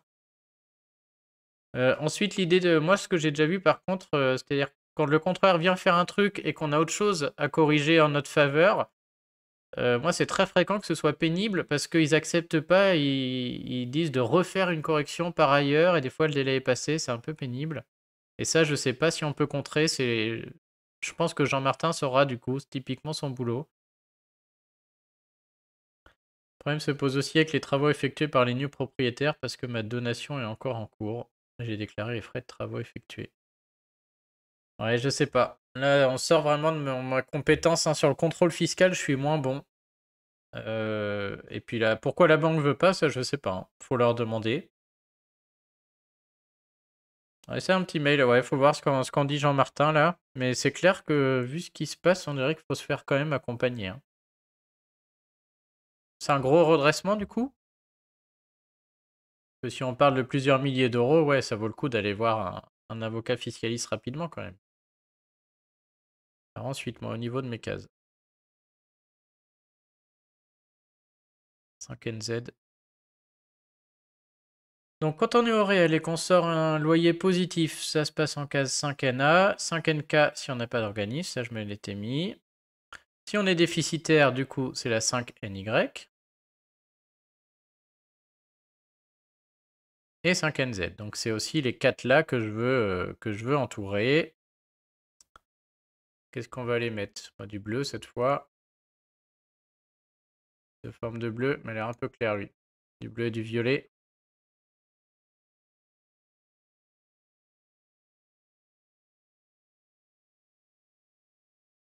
Bon, on va essayer de pas le planter celui-là. On va peut-être le mettre un peu plus fin là, je vais noircir des cases. Ça c'est beau. Et même topo chez madame du coup.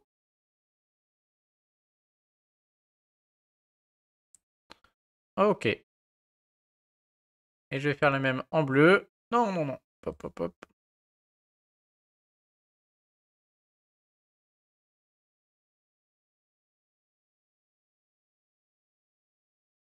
Donc la 5NZ, c'est les déficits pour les gens qui n'ont pas d'organisme de gestion agréé. Et la 5OZ, c'est les déficits. Donc cet article, je le fais aussi parce que vendredi, je vais faire un live avec Guillaume Fontenot du blog Patrimoine sur les cases de la déclaration d'impôt pour ceux qui louent. Et j'aimerais bien avoir fini ça, comme ça permettra de donner un peu de documents à ceux qui viennent.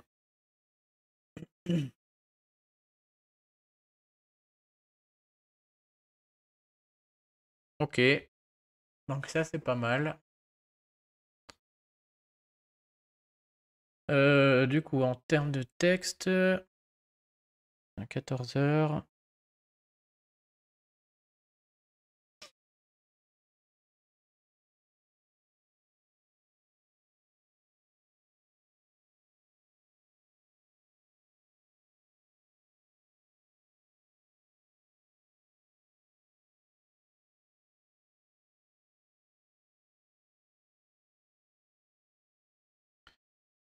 Alors.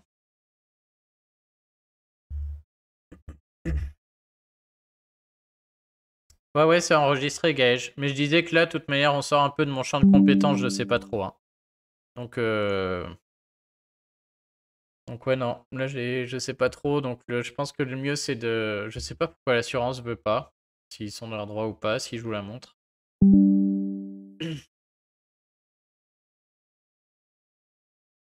Donc, aucune idée. Je pense que le mieux, ouais, c'est d'aller voir un avocat. Surtout si avoir le montant du redressement. Mais si on parle d'un truc sur plusieurs milliers d'euros, ouais, là, ça vaut le coup d'aller voir un avocat, hein, clairement. Là, je vais me le mettre là, lui. Hop. Donc ça, c'est régime réel avec un déficit.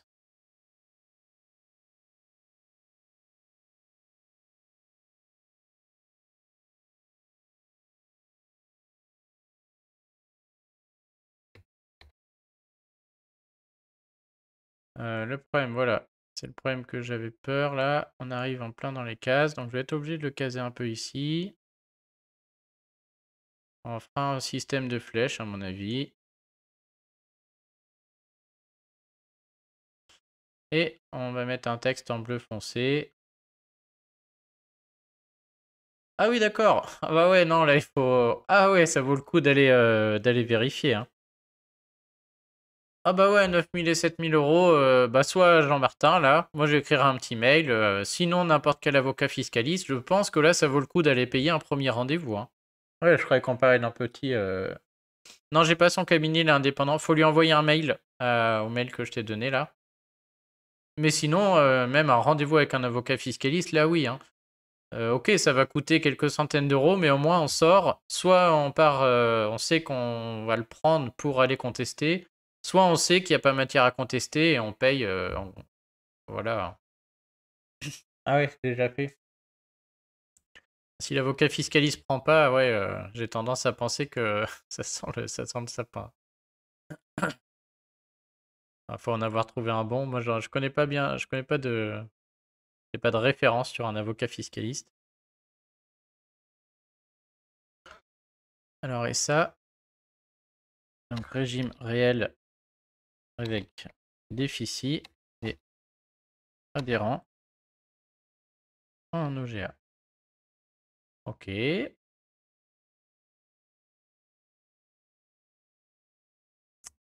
on pourrait peut-être mettre une petite flèche.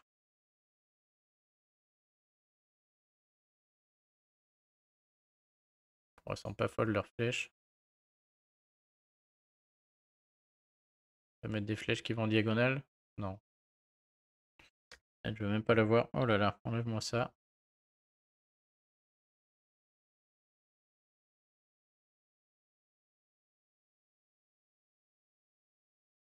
Ok. Ah ok. Ouais, ouais là. Non, là, puis c'est vraiment le domaine de l'avocat fiscaliste ou de l'ancien inspecteur des impôts reconverti. On sort de mon champ de compétences, c'est vraiment leur domaine à eux là, hein. Faut respecter une certaine procédure, etc. Et donc ensuite, je voulais mettre toutes ces cases-là, c'est de l'automatique, hein. Donc ça, il n'y a rien à faire. On va les entourer. Donc tout ça, ça se fait automatiquement.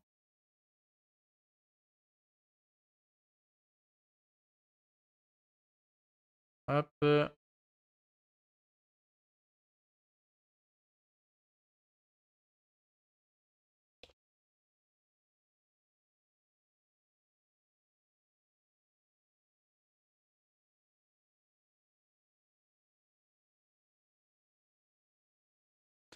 Bon, ça m'a l'air d'être une première bonne image.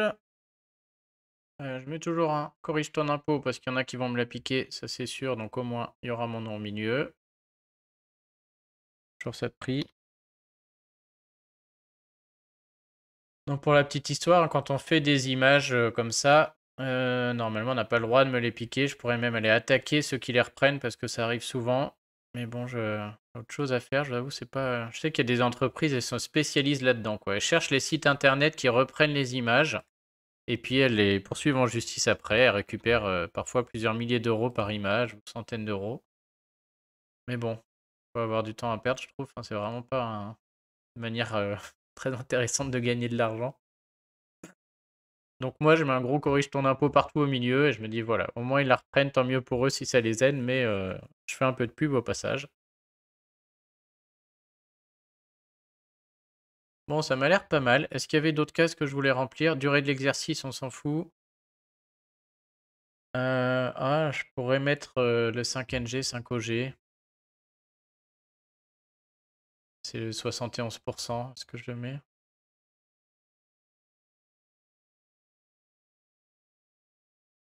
On va vérifier, mais je crois que la 5NG, c'est ceux qui sont classés meublés de tourisme, ils ont un abattement de 71 au lieu de 50.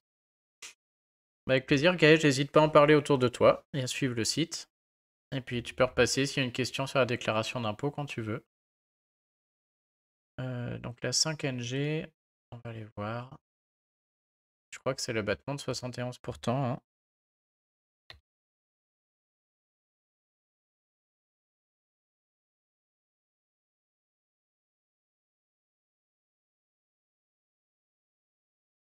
« 5ND et 5NG, 5OG, l'abattement de 71%. Ok, donc celui-ci, je peux peut-être l'ajouter aussi. Comme ça, on sera complet. On va retourner sur Paint. Qu'est-ce qu'il me reste comme couleur dispo? Un petit rouge foncé, parfait. Je retourne.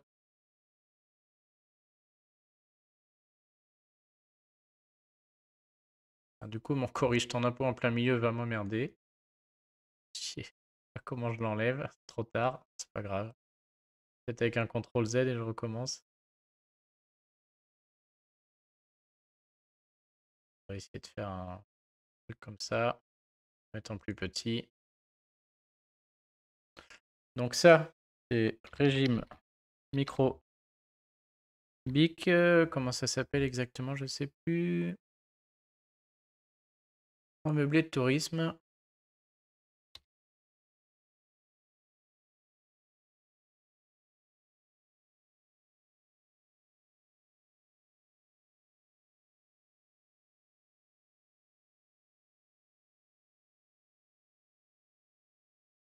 Ok. Est-ce qu'on peut le rendre lisible? Définitivement, mon gros corrige ton impôt est nul ici. J'aurais dû le mettre ailleurs. Ça m'apprendra. Allez, très bien. Bon, du coup, c'est pas très propre, mais bon, ça va, ça reste lisible quand même.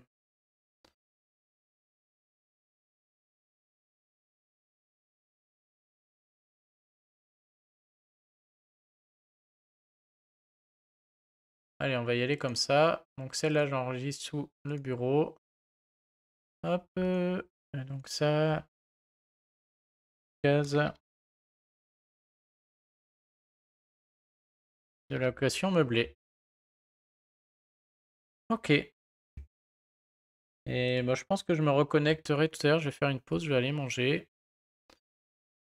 Et bah, pour ceux qui veulent, mais maintenant que les impôts sont ouverts, dès que je peux, je viendrai en live, hein. J'ai mis les prochaines dates en bas. C'est sûr que demain, entre midi et 2, j'y serai sûrement. C'est sûr que jeudi, il va y avoir le live sur les micros.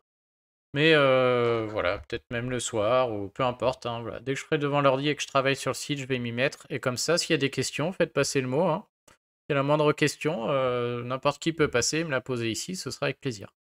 Bon, je vous souhaite une bonne fin de journée, je vous dis à bientôt.